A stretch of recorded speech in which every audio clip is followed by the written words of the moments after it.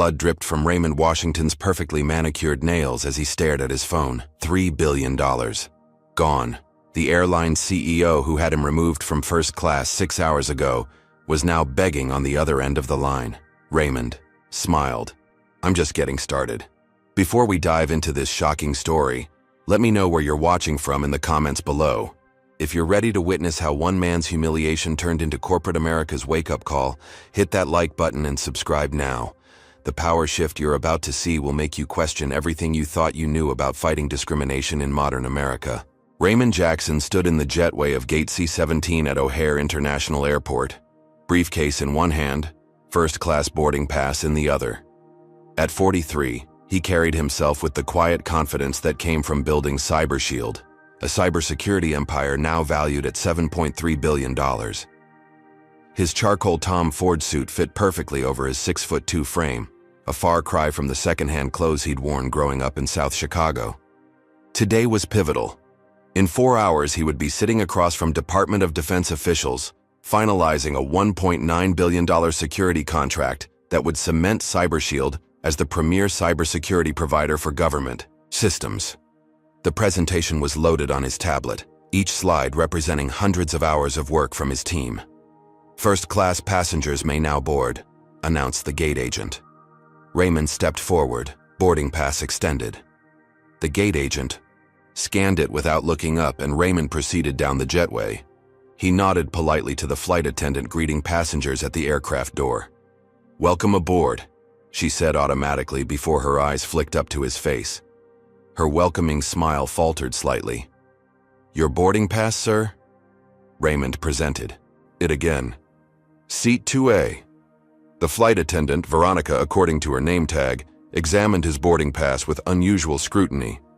"One moment, please." Raymond felt the familiar weight in his stomach. He'd experienced this countless times over the years. The subtle shift when someone realized a black man was claiming space in a predominantly white environment. "Is there a problem?" he asked, keeping his voice steady. "I just need to verify something," Veronica replied, not meeting his eyes. She stepped back into the galley and whispered something to a male flight attendant. The male flight attendant, a tall white man with graying temples and a name tag reading David Whitmore, lead flight attendant, approached with a practiced smile that didn't reach his eyes. "Sir, I believe there may be some confusion with your boarding pass.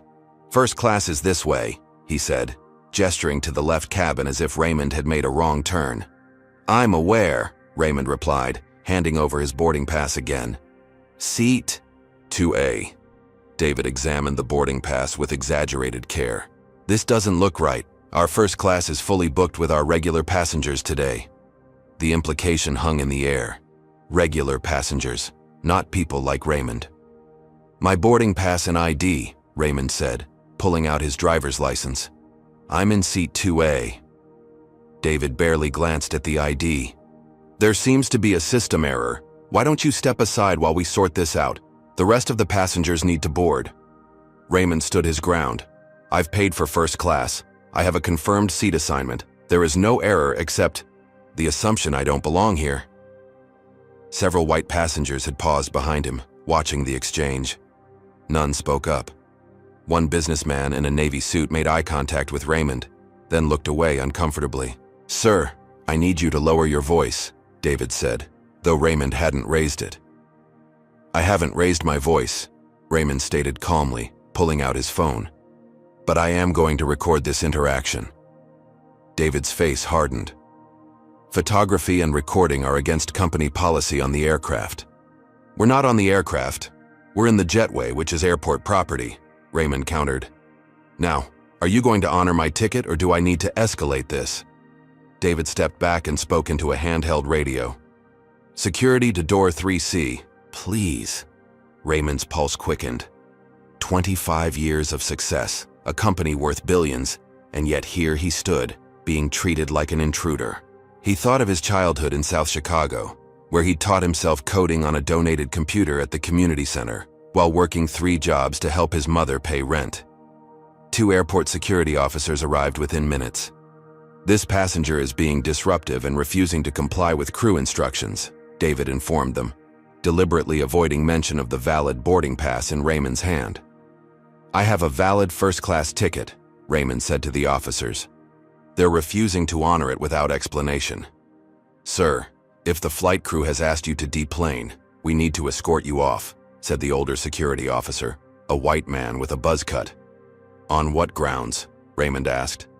Safety concerns. David interjected. Raymond looked around at the other first-class passengers who were now being ushered past him onto the plane. This is discrimination, plain and simple. Sir, please don't make this difficult, the younger security officer said.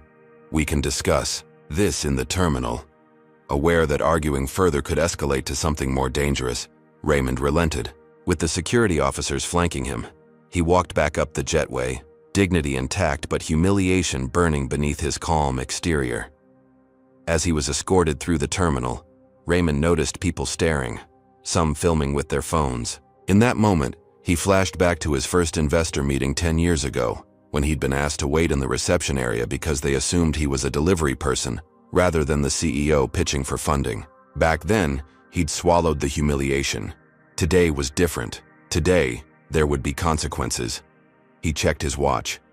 The flight's departure meant he would miss his pre-meeting with the DoD officials.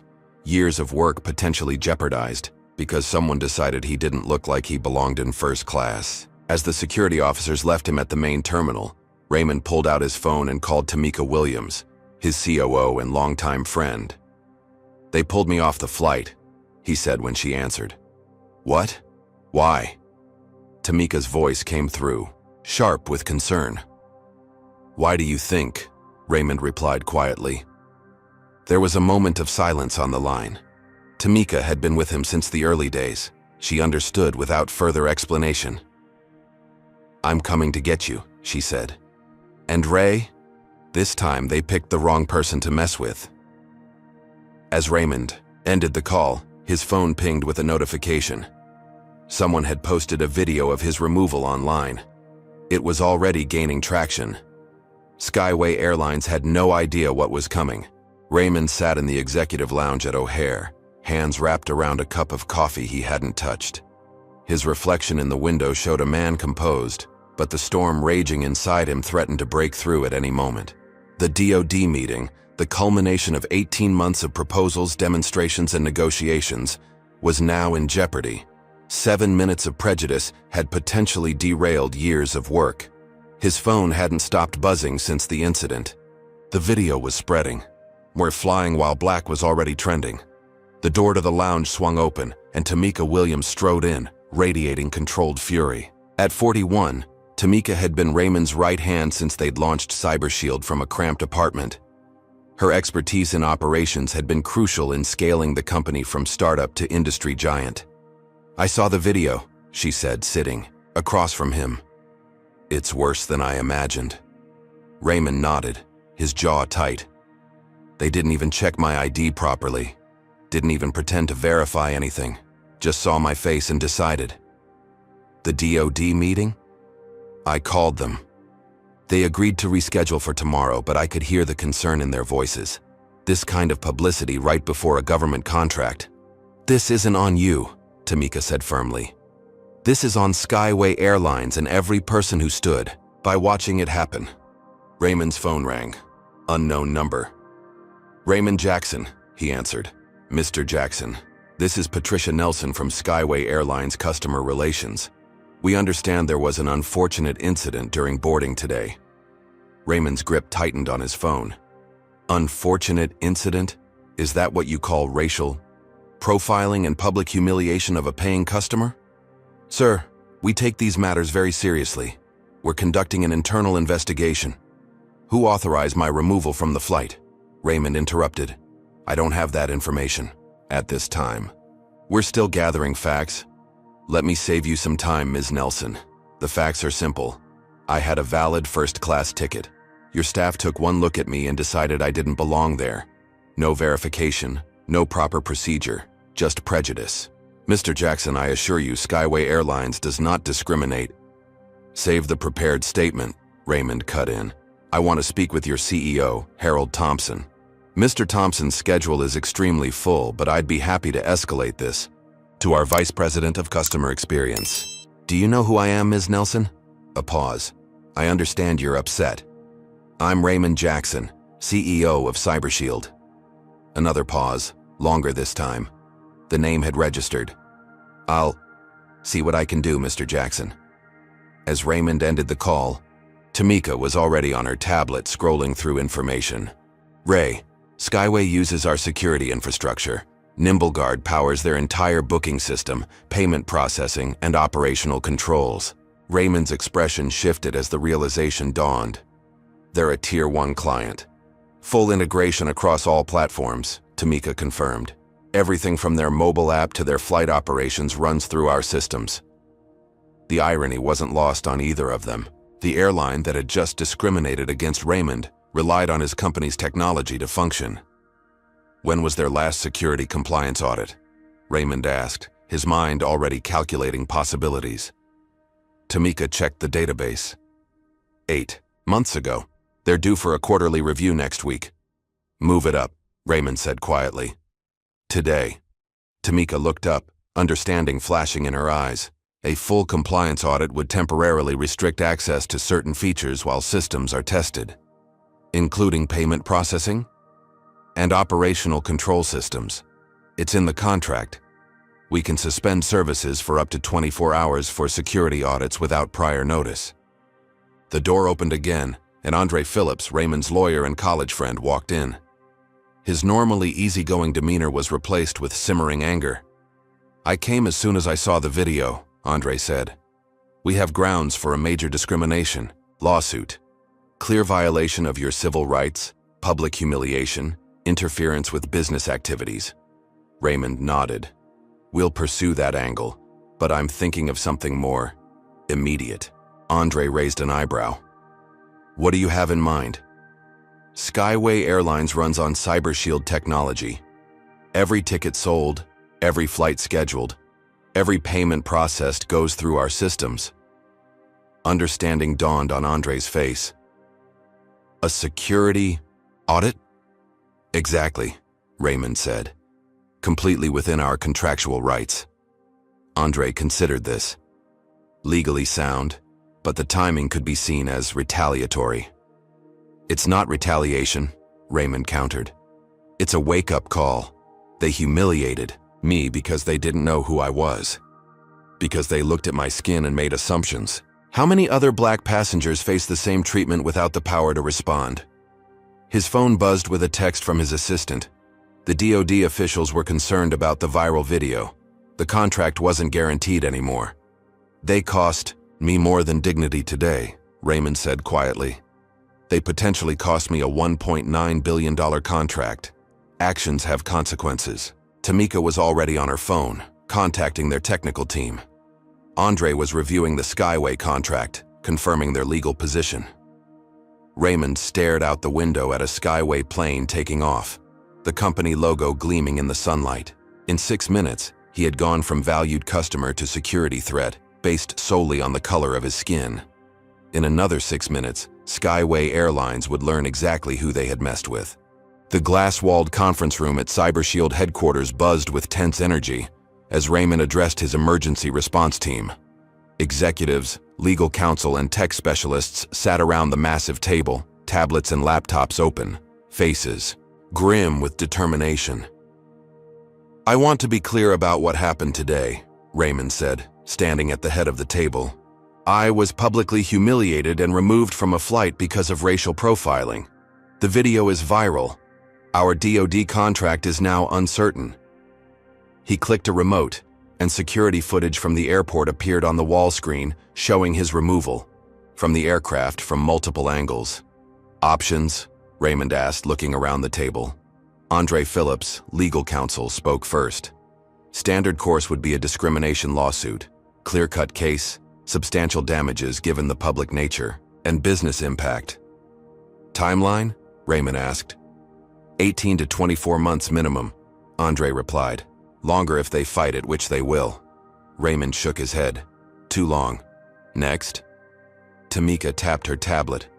We've confirmed Skyway Airlines' complete dependency on our systems. NimbleGuard handles their payment processing, booking interface, customer data, and flight operations. Their entire digital infrastructure runs through us. And our contract with them? Raymond asked.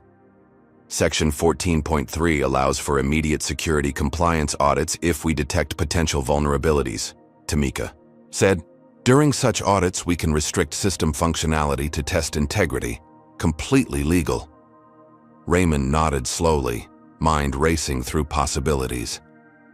Would this affect their operations? He asked, though he already knew the answer. Jason Chen, Chief Technology Officer, leaned forward. A full-spectrum security audit would temporarily freeze payment processing, limit booking capabilities, and require manual verification of flight operations while we test system integrity. In other words, Raymond said, they'd be crippled. Jason nodded. For up to 24 hours per our agreement. The room fell silent as everyone considered the implications.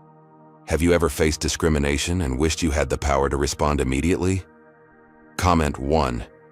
If you've ever been in a situation where someone underestimated you based on your appearance. Hit like if you believe Raymond is justified in using his position to fight back. And subscribe to see more stories about power dynamics flipped upside down. But here's the real question. Is using business leverage to fight discrimination justified, or does it cross an ethical line? Let's find out what Raymond decided. There are ethical considerations, said Dr. Maya Patel, Chief Ethics Officer. Using our contractual rights as a response to discrimination could be seen as conflating business with personal grievance. Raymond turned to her. Maya, is it ethical for companies to discriminate with impunity because the legal system moves too slowly for real accountability? No, she admitted. But two wrongs. This isn't about revenge, Raymond interrupted. It's about immediate consequences for unacceptable behavior.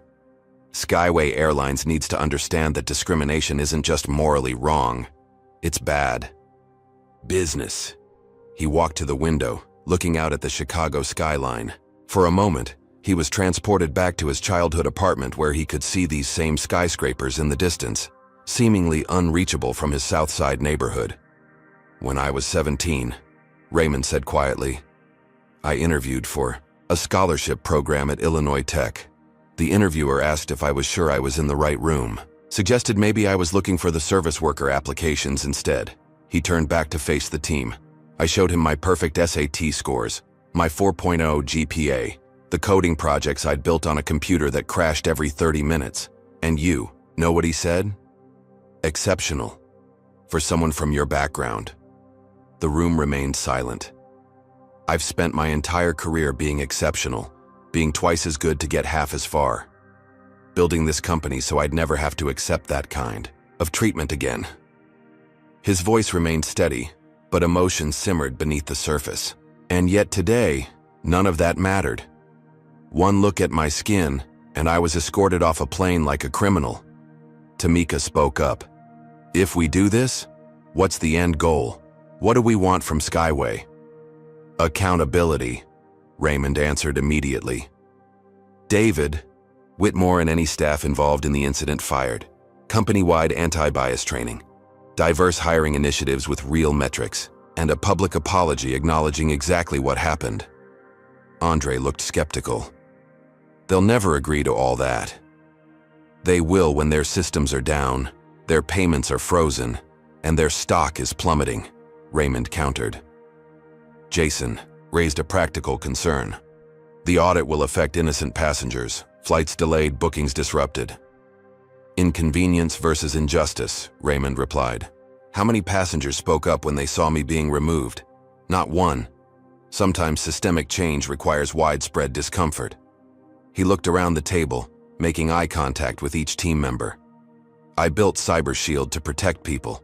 But protection isn't just about firewalls and encryption. It's about standing up against wrongs, using the power we have to create change. Raymond paused. I'm not ordering this. I'm asking if you're with me. One by one, they nodded. Initiate the security compliance audit, Raymond said to Jason. Full spectrum, maximum cautionary protocols. Jason began typing commands. System access restrictions will begin cascading through their network in approximately 6 minutes. Raymond checked his watch. Perfect timing. On the wall screen, a Skyway Airlines commercial played silently, showing smiling flight attendants, welcoming diverse passengers aboard. The company tagline appeared, "Skyway Airlines, where everyone belongs." Raymond stared at the screen, his expression unreadable. "We'll see about that." Harold Thompson, CEO of Skyway Airlines, was midway through his quarterly presentation to regional managers when his phone vibrated for the third time in 2 minutes. Irritated, he glanced down to see multiple urgent messages from his chief technology officer. System critical failure. Payment processing down. Operations systems restricted. Harold excused himself and stepped into the hallway, immediately dialing his CTO. "Talk to me, Sarah. What's happening?" he demanded. Sarah Jenkins' voice came through, tight with stress. "All systems connected to NimbleGuard are going into restricted mode. Payment processing is completely frozen. We can't access our operational data without manual overrides." "How is this possible? We just upgraded the entire system last quarter." "It's not a failure on our end," Sarah explained. "CyberShield has initiated a full security compliance audit. They're systematically restricting our access to our own systems." "Without notice, they can't do that.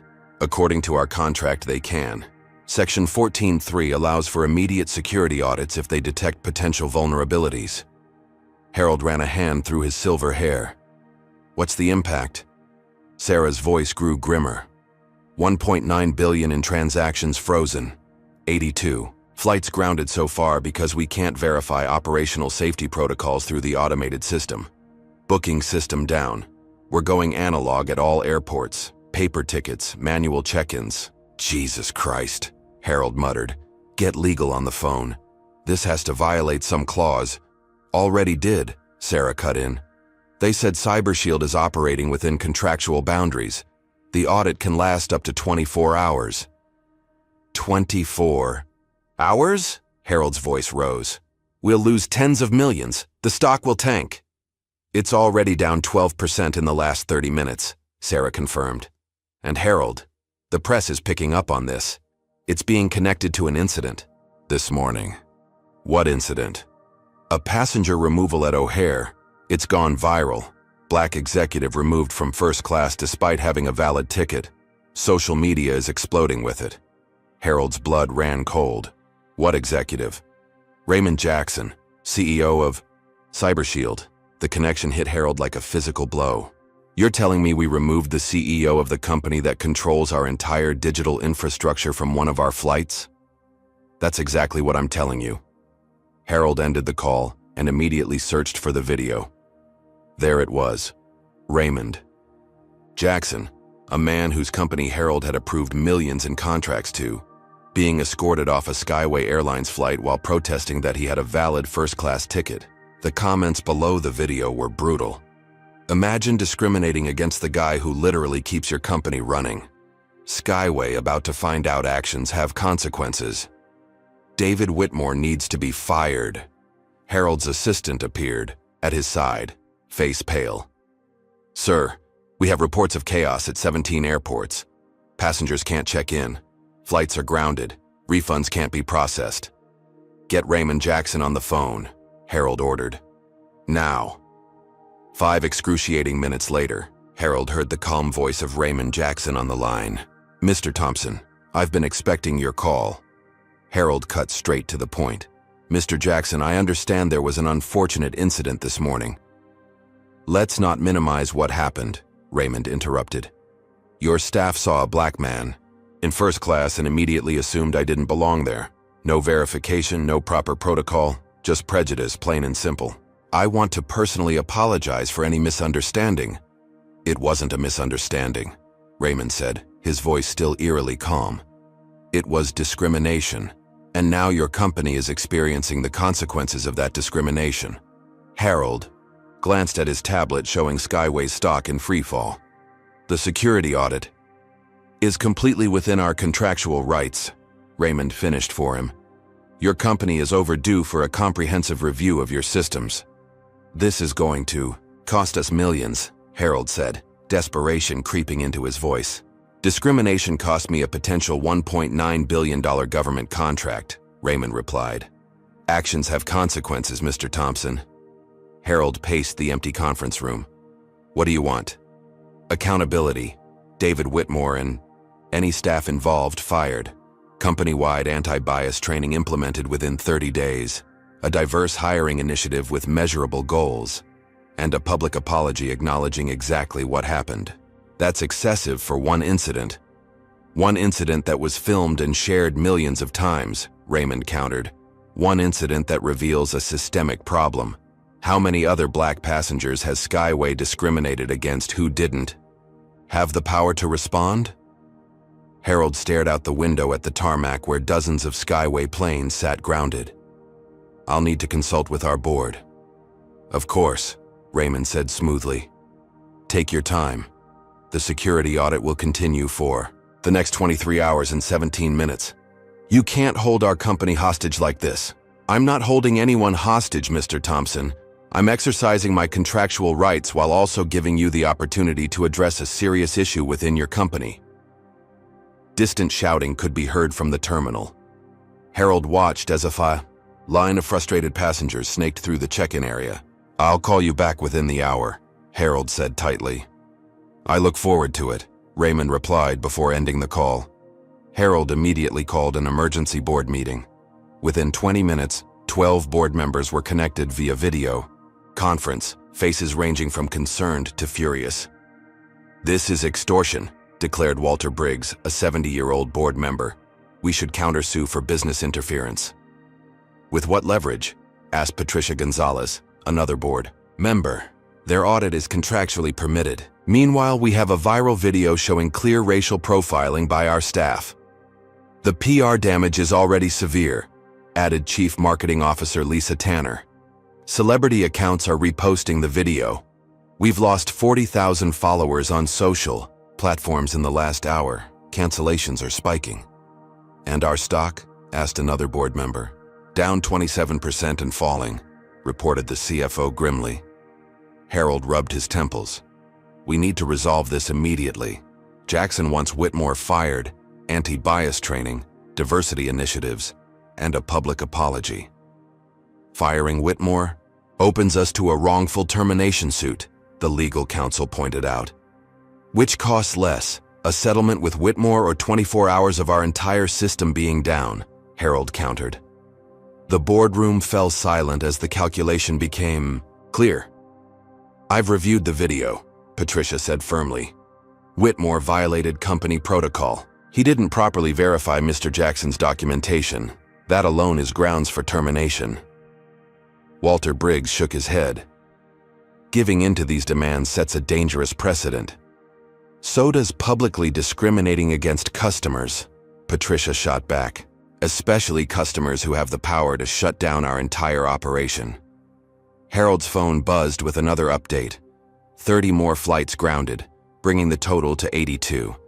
The estimated financial impact was now approaching $50 million, and growing by the minute. I'm meeting with Jackson, Harold decided, face to face, today. And if he doesn't back down, Walter asked. Harold stared at the chaos unfolding on the tarmac below. Then God help Skyway Airlines. The CyberShield headquarters in downtown Chicago rose 68 stories above the city, its glass exterior reflecting clouds and sky.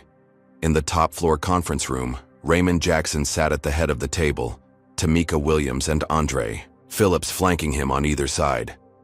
Across from them, Harold Thompson had arrived with his own team. Sarah Jenkins, CTO, Mark Davis, General Counsel, and Lisa Tanner, Chief Marketing Officer. Their expressions ranged from tense to openly hostile. Thank you for agreeing to meet, Mr. Jackson, Harold began, his practiced CEO voice betraying only a hint of strain. Raymond, he corrected. We might as well be on a first-name basis given the circumstances. Harold nodded stiffly. Raymond, I want to begin by extending my sincere apologies for the incident this morning. It falls far below the standards we set at Skyway. I appreciate that, Harold, but I'm more interested in actions than words at this point. Harold's jaw tightened. Before we proceed, I need to address the security audit. Our legal team believes it constitutes a retaliatory action that could expose CyberShield to liability. Andre Phillips, Raymond's counsel, spoke up. Section 14.3 of our agreement explicitly permits unscheduled security audits. There's no liability issue here. The timing is obviously punitive, Mark Davis countered. The timing is coincidental, Andre replied smoothly. But if you'd prefer to debate this in court while your systems remain down for another, he checked his watch. 22 hours and 43 minutes, we can certainly arrange that. Harold raised a hand to silence his lawyer. We're here to find a resolution, not escalate. Raymond nodded to Tamika, who tapped a tablet. The wall, screen illuminated with the viral video of Raymond's removal from the aircraft, now with over 12 million views across platforms. Let's watch this together, Raymond suggested, so we're all clear on what happened. The room fell silent as the video played. Raymond presenting his boarding pass repeatedly, David Whitmore refusing to properly verify it, the security officers arriving, Raymond being escorted off while white passengers watched silently. When it ended, Raymond looked directly at Harold. Now let's talk about David Whitmore's employment. History. Tamika tapped the tablet again. Records appeared on screen. 3 passenger complaints in the past 18 months, all from people of color, all claiming discriminatory treatment, Raymond said, all quietly resolved with travel vouchers and confidentiality agreements. Harold and his team exchanged surprised glances. How did you get this information? Mark Davis demanded. Public records requests, social media outreach, and good old-fashioned journalism, Andre replied. We have reporters very interested in this story. Raymond leaned forward. This isn't an isolated incident, Harold. It's a pattern. One your company has systematically buried. Harold's face had gone pale. I wasn't aware of these previous complaints. That's the problem, Raymond said. Discrimination flourishes in environments where leadership claims ignorance, where there's no accountability. What exactly do you want? Harold asked, his earlier confidence evaporating. I told you on the phone. David Whitmore terminated. Company-wide anti-bias training implemented within 30 days. A diverse hiring initiative with measurable goals. And a public apology acknowledging exactly what happened. Harold glanced at his legal counsel, who gave a barely perceptible nod. We can agree to those terms, Harold said carefully. But we need the systems restored immediately. The systems will be restored when I have signed documentation committing to these changes, Raymond replied. Not before.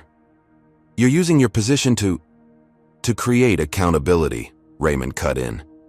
Something that would never happen through conventional channels. For a moment, silence hung in the room. Then Raymond continued, his voice quieter, but no less intense. Do you know what it's like, Harold? To achieve everything society tells you to achieve. Education, success, wealth, only to be judged by the color of your skin the moment you walk onto a plane. Harold remained silent. When I was 28, Raymond continued, I closed my first $1 million contract, bought my mother a house. That same week, I was followed by security in an upscale department store while buying her a housewarming gift. He gestured to the floor-to-ceiling windows showcasing Chicago's skyline. I built this company from nothing, created thousands of jobs, generated billions in value. And yet today, your employee took one look at me and decided I didn't belong. In first class, Harold shifted uncomfortably. I understand your frustration. No, you don't, Raymond said firmly. And that's the point. You can't understand it, but you can acknowledge it. You can address it. You can commit to changing it. Lisa Tanner, Skyway's CMO, spoke up for the first time. Mr. Jackson, from a purely practical standpoint, the changes you're requesting would benefit Skyway as well. Diverse companies perform better. Inclusive brands build stronger customer loyalty. Exactly. Raymond nodded. This isn't punishment. It's progress. Harold looked to his team, then back to Raymond. I'll need specific language for the agreement, and assurance that once signed, the systems will be immediately restored. My legal team has already drafted the document, Raymond replied, sliding a tablet across the table. Once signed, systems will be fully operational within 30 minutes. Harold scanned the document, then passed it to his legal counsel. After a few minutes of whispered consultation, Mark Davis reluctantly nodded. "It's straightforward and aligns with what was discussed," the lawyer confirmed. Harold took a deep breath and signed the document. "A wise decision," Raymond said, taking back the tablet. He tapped a few commands, then looked to Tamika. "Begin phased restoration of Skyway systems." Tamika nodded and stepped out to make the call. "I hope you understand, Raymond, that this has been an extraordinary situation," Harold said, his CEO composure returning now that a resolution was in sight. "Not something that would normally." "That's precisely the problem," Raymond interrupted. "Discrimination shouldn't be normal. It shouldn't require extraordinary measures to address. But until that changes, those with power and influence must use it to create accountability." Harold extended his hand across the table. "I believe we can work together to make Skyway a model for inclusivity in the airline industry." Raymond looked at the offered hand for a long moment before accepting it. "Actions, Harold, not words." As the Skyway team gathered their things to leave, Raymond remained seated, watching them go. Only when the door closed behind them did he allow himself a moment of reflection. The victory felt hollow in some ways. He shouldn't have needed to leverage his company's power to be treated with basic dignity and respect. And yet, he couldn't deny the satisfaction of creating immediate consequences for discrimination, something most victims never got the chance to do. His phone buzzed with a text from the Department of Defense. The contract meeting was confirmed for tomorrow morning.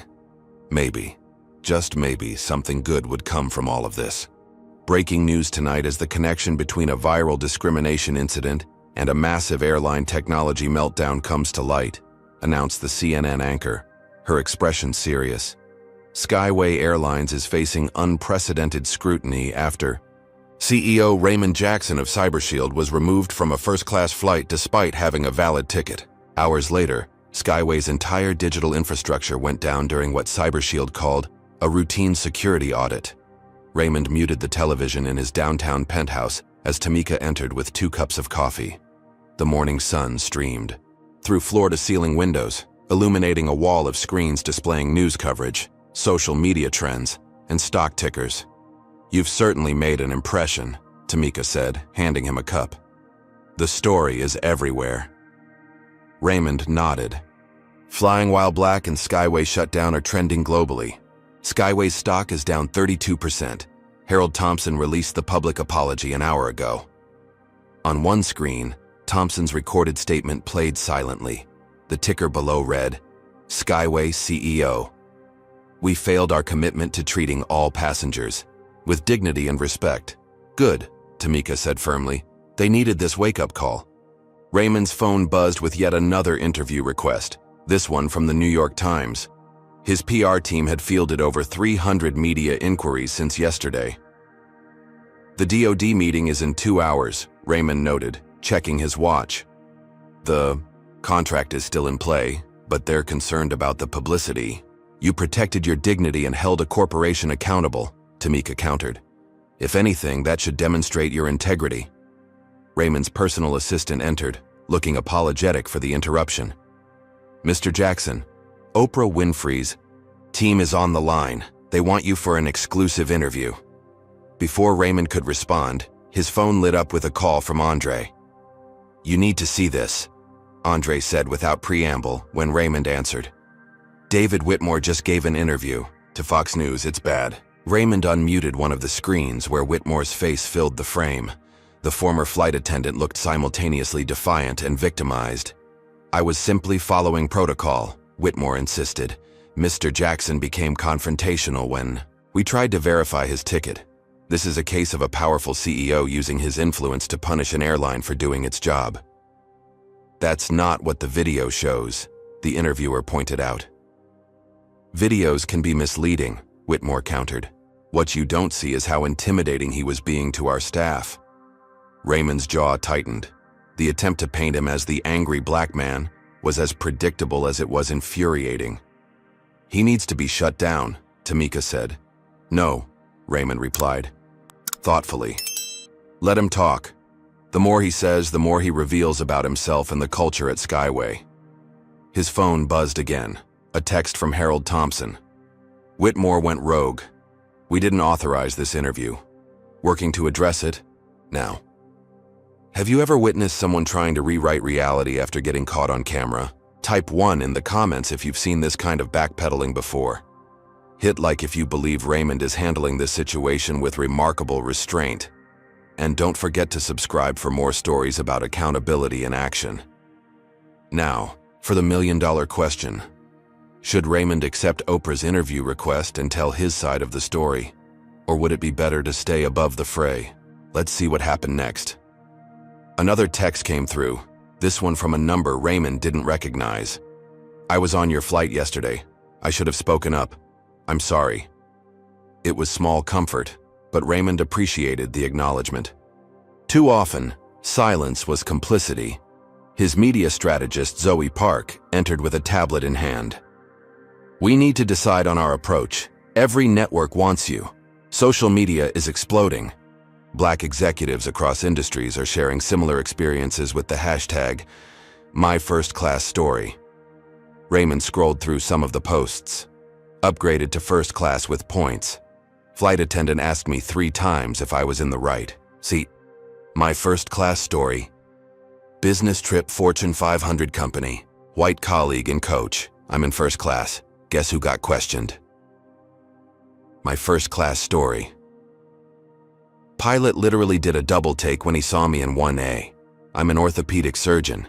Odd in my first class story. This is bigger than me now, Raymond realized, aloud. Exactly, Zoe agreed. You've sparked a conversation about the everyday indignities Black professionals face. The question is, how do you want to shape that conversation? Raymond considered his options. 1 carefully chosen interview. Someone who won't sensationalize but will give the issue the depth it deserves. Oprah, Tamika and Zoe said simultaneously. Raymond nodded. Set it up. 3 days later, Raymond sat across from Oprah Winfrey in her studio. Millions watched as he recounted not just the Skyway incident, but the lifetime of similar experiences that had preceded it. What made this time different? Oprah asked. Why did you decide to take action in this particular instance? Raymond considered the question carefully. 2 things. First, I had the means to create immediate accountability, something most victims of discrimination never have. Second, I realized that staying silent wasn't protecting my dignity anymore. It was enabling a system that would continue hurting others. Some have criticized your response as disproportionate, Oprah noted, using your company's leverage to essentially shut down an airline over a personal slight. It wasn't a slight, Raymond corrected firmly. It was discrimination, and it wasn't personal. It was systemic. The records we uncovered showed a pattern of similar incidents with the same employee, all buried with confidentiality agreements. So you see this as a necessary disruption? Sometimes systems don't change until the cost of maintaining the status quo becomes too high, Raymond replied. For too long, the cost of discrimination has been borne by its victims, while those responsible face no consequences. The interview resonated powerfully.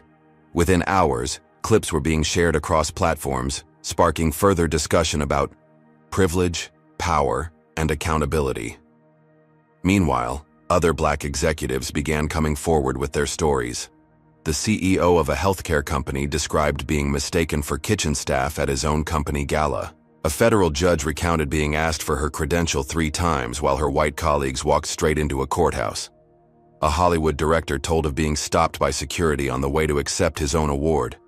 What had begun as one incident was evolving into a movement.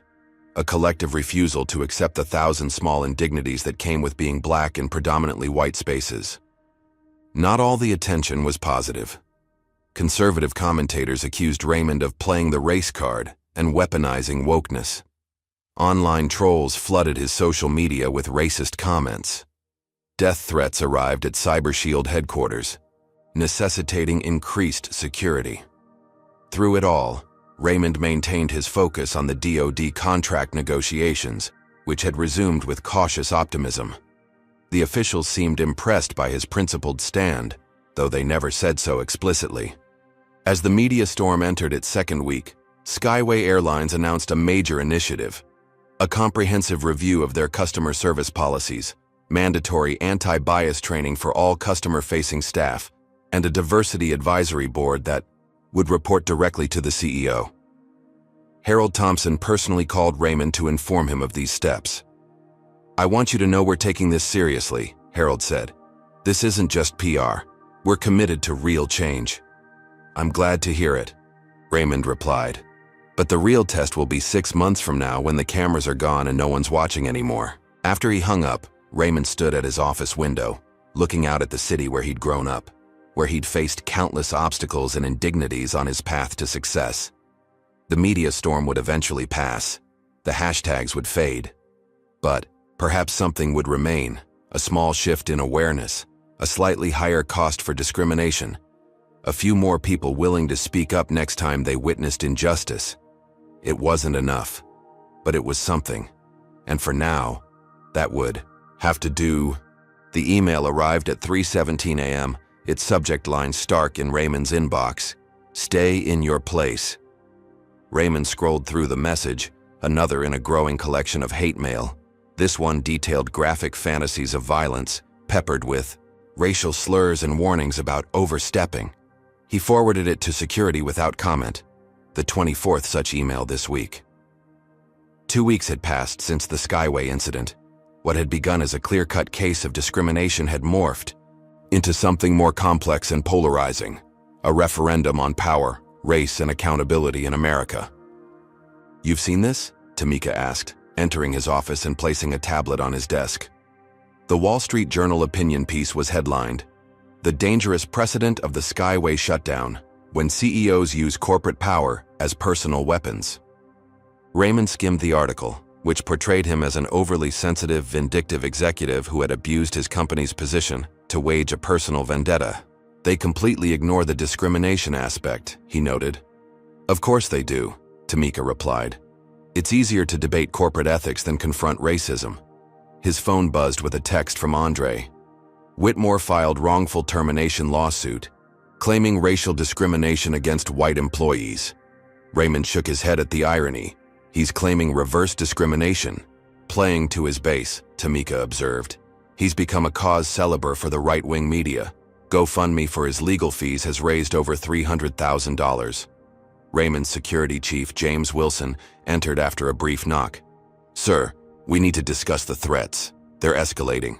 He placed a folder on Raymond's desk containing printed screenshots, transcripts of voicemails, and security camera footage of a suspicious car repeatedly driving past Raymond's home. "We've increased security at all facilities, but I'm concerned about your residents and family," James continued. "I'd recommend relocating temporarily." Raymond thought of his teenage daughter, Zora, who had already been pulled from school after receiving threats by association. "Arrange it," Raymond agreed reluctantly. After James left, Tamika stayed behind. "There's something else." For board, members have expressed concerns about the company being dragged into a political firestorm. Harrison Mills is leading the charge. Raymond wasn't surprised. Mills, the oldest and most conservative board member, had been skeptical of Raymond's leadership from the beginning. "They're worried about the DoD contract," Raymond guessed. "Among other things," Tamika confirmed. Mills suggested we need to focus on business, not activism. Before Raymond could respond, his assistant's voice came through the intercom. "Mr. Jackson, the Department of Defense acquisition team is on line 1. Raymond exchanged a quick glance with Tamika before answering. "This is Raymond Jackson." "Mr. Jackson, this is Colonel Robert Hayes. I'm calling regarding the security infrastructure contract." Raymond braced himself. "Yes, Colonel." "The Secretary has concerns about the recent publicity surrounding CyberShield, specifically the use of your security systems as leverage in a private dispute." "With respect, Colonel, it wasn't leverage. It was a contractually permitted security audit." "The timing was certainly convenient," Hayes replied dryly.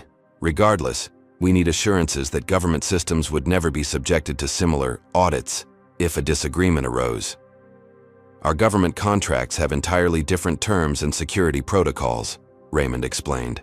What happened with Skyway could not happen with DoD systems. I'm glad to hear that, Hayes said. We'll need those assurances in writing before proceeding. After the call ended, Raymond sat in silence for a moment. They're still considering us, he said finally, but they want guarantees. Reasonable, Tamika acknowledged. We can provide those. Raymond's phone lit up with another call.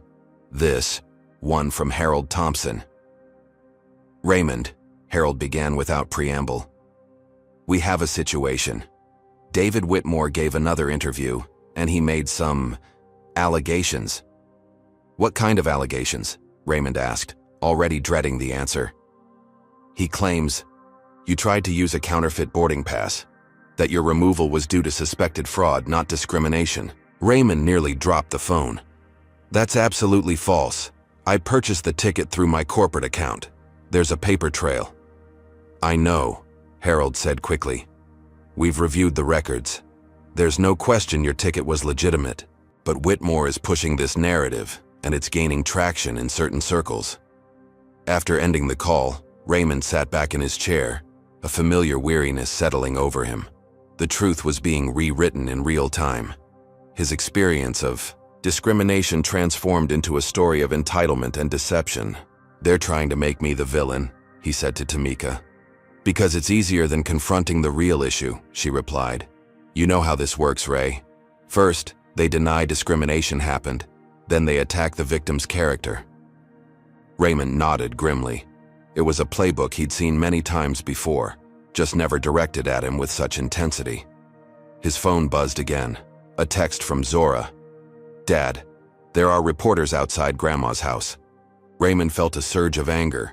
His mother, at 72, had already been through enough in her life.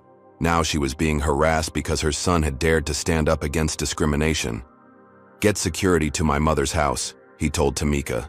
And call Harrison Mills. Schedule an emergency board meeting for tomorrow. Later that evening, Raymond sat in the living room of a company-owned safe house, watching news coverage of the controversy. On Fox News, David Whitmore was being interviewed. Again, now portrayed as a working-class victim of cancel culture. I've given 27 years to the airline industry, Whitmore said, eyes glistening with rehearsed tears. And it was all taken away because a powerful CEO didn't like being questioned. The host nodded sympathetically. So you were just doing your job, following protocol? Exactly, Whitmore agreed. We verify tickets all the time, but when you do it with someone who happens to be a minority, suddenly it's discrimination. Raymond muted the television, too disgusted to continue watching. His phone lit up with a text from a number he didn't recognize. I'm a flight attendant for Skyway. Whitmore is lying. He has a history of profiling passengers. Many of us have witnessed it, but we're afraid to report him. Some of us are willing to come forward now. Raymond stared at the message for a long moment, hope mingling with caution. It could be a trap, someone trying to get him to make statements that could be used against him later. But what if it was legitimate? What if there were witnesses willing to counter Whitmore's narrative? He forwarded the message to Andre with instructions to verify the sender and proceed with caution. As he prepared for bed, Raymond found himself reflecting on the past 2 weeks.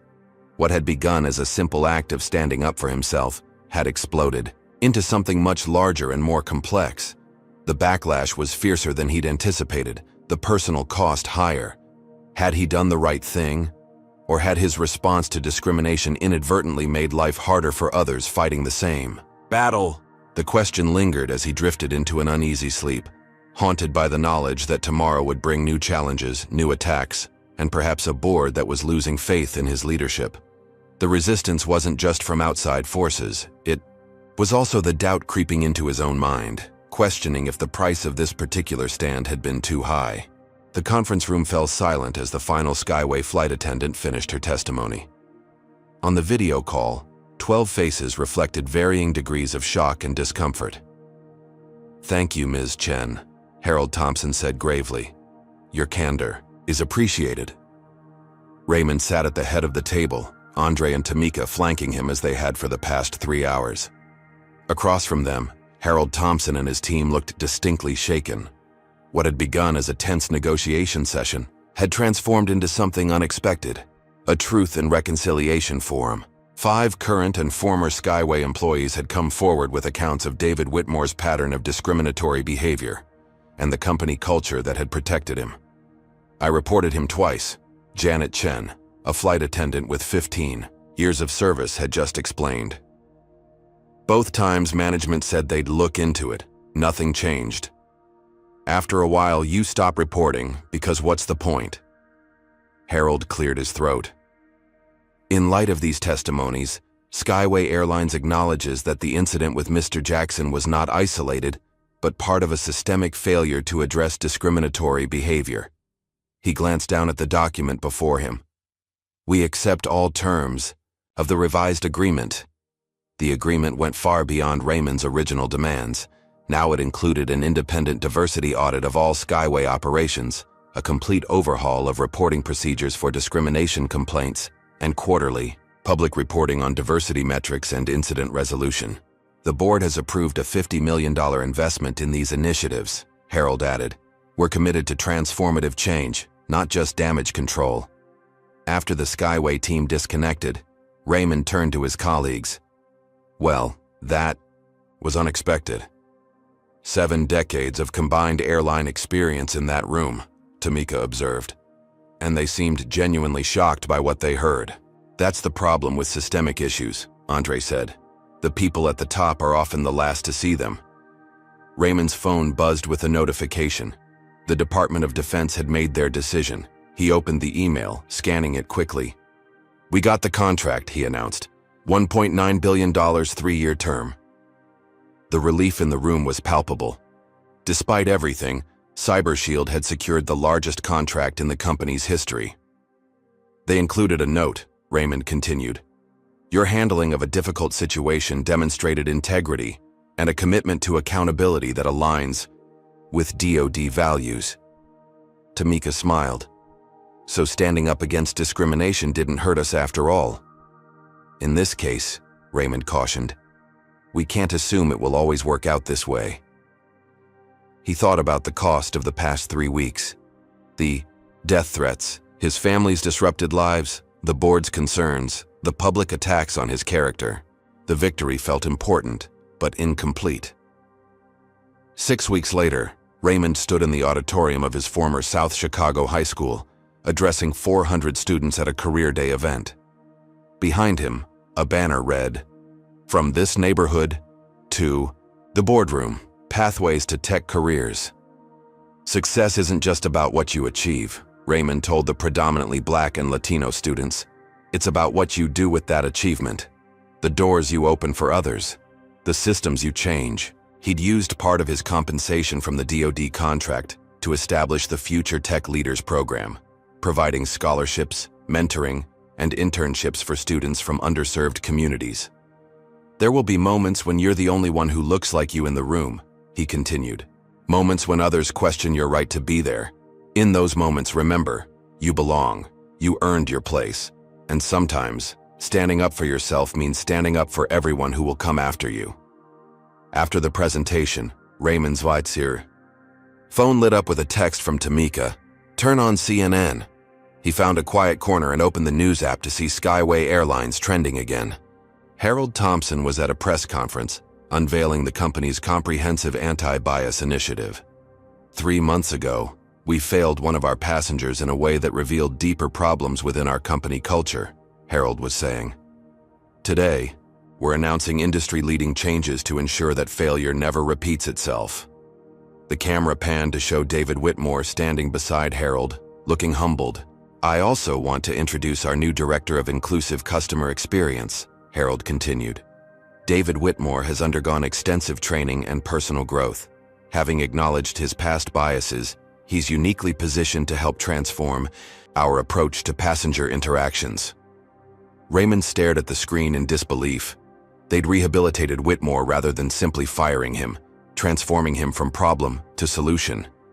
His first reaction was anger. This seemed like a PR stunt, rather than genuine accountability.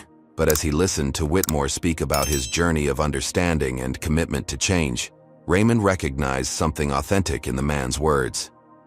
"I was wrong," Whitmore said simply. "My actions came from biases I didn't want to acknowledge. I hurt people, including Mr. Jackson. I can't undo that harm, but I can work to prevent others from experiencing it."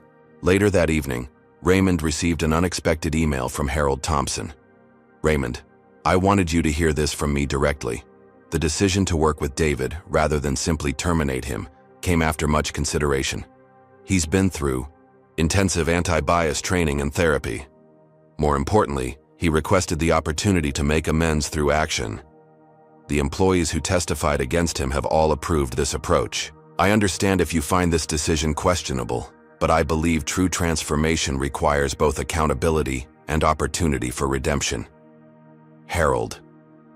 Raymond sat with this information, his feelings complex. Was this a genuine transformation, or a clever PR strategy? And did the distinction matter if the result was positive change? He thought back to his own journey, how anger at discrimination had fueled his success, how achieving power had finally given him the means to demand accountability. But true transformation wasn't just about punishment. It was about changing systems, changing minds, creating new possibilities. Perhaps Harold and Skyway were genuinely committed to that work now. Time would tell. His phone rang. Tamika again. "Have you seen the new industry numbers?" she asked when he answered. "No, what's happening?" "4 major airlines have announced diversity initiatives in the past week," Tamika reported. "They're all citing the Skyway incident as a wake-up call. It's creating a competitive race to demonstrate inclusive practices." Raymond smiled slightly.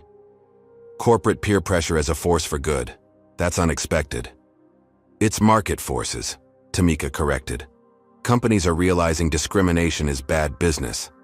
After they hung up, Raymond opened his laptop to find an email from a black executive at another tech company. "What you did created space for all of us. Yesterday, I was questioned in first class. Instead of staying quiet, I spoke up. The flight attendant apologized immediately. Small victory, but it felt revolutionary. Thank you for showing that we don't have to accept the 1,000 small indignities anymore." Raymond closed his eyes, emotions welling up unexpectedly. This was what mattered. Not the contract, not the policy changes, but the subtle shift in what people felt empowered to demand, to expect, to insist upon. True transformation wasn't an event, but a process. It happened in boardrooms and policy documents, yes, but also in countless individual moments when people chose dignity over accommodation, accountability over convenience. The journey wasn't over, but something had changed. And that change was spreading, rippling outward in ways even Raymond couldn't have anticipated. 6 months after the incident that had sparked a national conversation about race, power, and corporate accountability, Raymond Jackson boarded a Skyway Airlines flight to San Francisco. First class, seat 2A. "Good morning, Mr. Jackson." The flight attendant greeted him with genuine warmth. "Welcome aboard." Raymond nodded, noting the subtle differences from his last Skyway experience. The crew was visibly more diverse. The flight attendant checked his boarding pass carefully, just as she had for the white passenger ahead of him. As he settled into his seat, Raymond reflected on the transformation of the past 6 months. Skyway's diversity initiative had exceeded expectations, becoming a model for the industry. Their quarterly report showed a 70% reduction in passenger complaints related to discriminatory treatment. More surprisingly, Skyway's stock had not only recovered, but reached new highs as their improved customer service ratings translated to increased market share. What had begun as a crisis had evolved into a competitive advantage. Raymond's phone buzzed with a text from Harold Thompson. "Safe travels. Let's catch up in SF tomorrow." Their relationship had evolved into an unexpected partnership. Harold had proven genuinely committed to change, and Raymond had found himself increasingly involved in Skyway's transformation efforts, not as an adversary, but as an advisor. The plane began its taxi to the runway as Raymond noticed another black executive being seated across the aisle. The man handed his boarding pass to a flight attendant Raymond recognized, Janet Chen, one of the employees who had testified about Whitmore's behavior. Janet verified the passenger's seat assignment with the same professional courtesy she showed everyone. No double checks, no suspicious glances, just consistent, respectful service. The normality of the interaction struck Raymond as both ordinary and extraordinary. This was how it should always have been, and now increasingly, it was.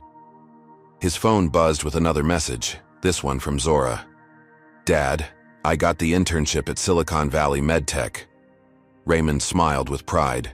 His daughter was carving her own path, facing her own challenges. But perhaps the world she navigated would be slightly more just because of the stands taken by her father and countless others. The plane lifted off, banking over Chicago, the city where Raymond had grown up, the city where he'd built his company, the city that had shaped him, in ways both painful and profound. As the skyline receded, Raymond's thoughts turned to David Whitmore. The former flight attendant had become an unlikely advocate for change, speaking at industry conferences about his journey from bias to awareness. His sincerity still surprised Raymond. People could change when given the right incentives and opportunities. Another lesson from this complex experience. Midway through the flight, Raymond opened his laptop to review CyberShield's latest project, an AI-driven system designed to identify patterns of discriminatory treatment in customer service interactions. The technology had emerged directly from the Skyway incident, another unexpected positive outcome. More coffee, Mr. Jackson? Janet Chen appeared at his side with a pot. Thank you, Janet, Raymond replied. How's the new reporting system working? Out. Janet smiled. Night and day difference. Issues get addressed now, not buried. She lowered her voice slightly. You created real change, sir. We all see it. As she moved on to the next passenger, Raymond felt a quiet satisfaction. The system hadn't changed because of his wealth or corporate power alone. It had changed because he'd used those advantages to create consequences, to demand accountability, to insist on dignity. The broader impact continued to unfold. 3. Other major airlines had implemented similar diversity initiatives. A consortium of Black executives had formed to address systemic discrimination across industries. The hashtag #MyFirstClassStory had evolved into a nonprofit organization providing legal support to victims of consumer discrimination. None of this erased the reality of racism in America, but it had shifted the cost-benefit analysis for corporations. Discrimination now carried a higher price tag, in public relations, in legal exposure, in potential business disruption. As the plane began its descent into San Francisco, Raymond received an email notification. The message was from a young software engineer who had joined CyberShield through the Future Tech Leaders program. Mr. Jackson, I presented my first project to the team today. When I finished, one of the senior engineers asked if I was in the right meeting. This is for developers, not interns. Before I could respond, 3 other team members spoke up, saying my work was excellent and I absolutely belonged there. Small moment, big difference. Thank you for creating this space for us. Raymond smiled. This was the new reality he had hoped to build. Not one where discrimination never occurred, but one where it was no longer silently tolerated, where speaking up was normalized, where accountability was expected. The plane touched down smoothly. As passengers prepared to deplane, Raymond noticed a subtle interaction a few rows ahead. A flight attendant was carefully checking an elderly Black woman's boarding pass, taking extra time to assist her with gathering her belongings. The woman thanked her with a surprised smile, as if unaccustomed to such attentive service. Small changes, accumulating into a different experience of the world. As Raymond waited his turn to exit, he recalled his mother's words after he'd told her about the Skyway incident.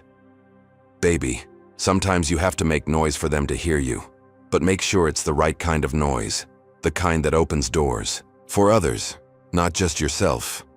He had tried to do that, not perfectly perhaps, but meaningfully. And somewhere in the messy, complex aftermath of one discriminatory moment on a plane, real change had taken root. It wasn't enough.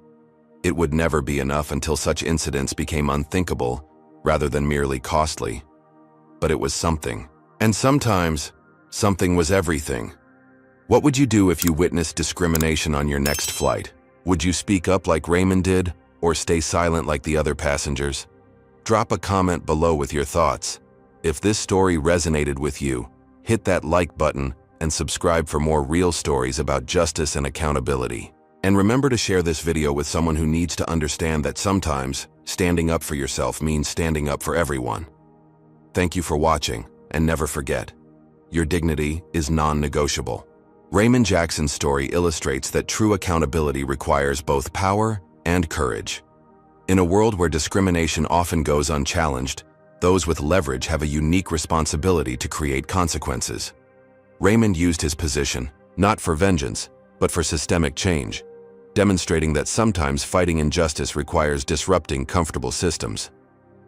The transformation at Skyway shows that corporate culture changes only when the cost of discrimination exceeds the comfort of the status quo. Harold Thompson initially responded to protect his company's bottom line, but ultimately embraced meaningful reform when confronted with undeniable evidence of systemic problems. Perhaps most importantly, Raymond's stand created ripple effects, far beyond his personal vindication. By refusing to accept discrimination, he empowered countless others to advocate for their own dignity. The most powerful change wasn't policy documents or diversity initiatives, but the subtle shift in what people felt entitled to demand.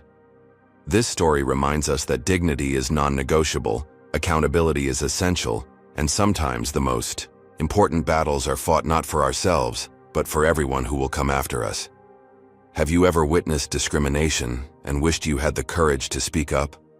Or have you been in Raymond's position, forced to decide whether to accept mistreatment or demand respect?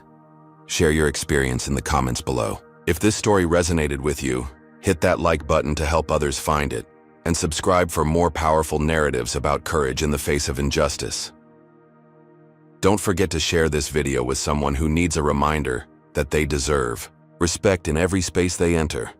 Thank you for listening, and remember, your actions today create the reality others will live in tomorrow.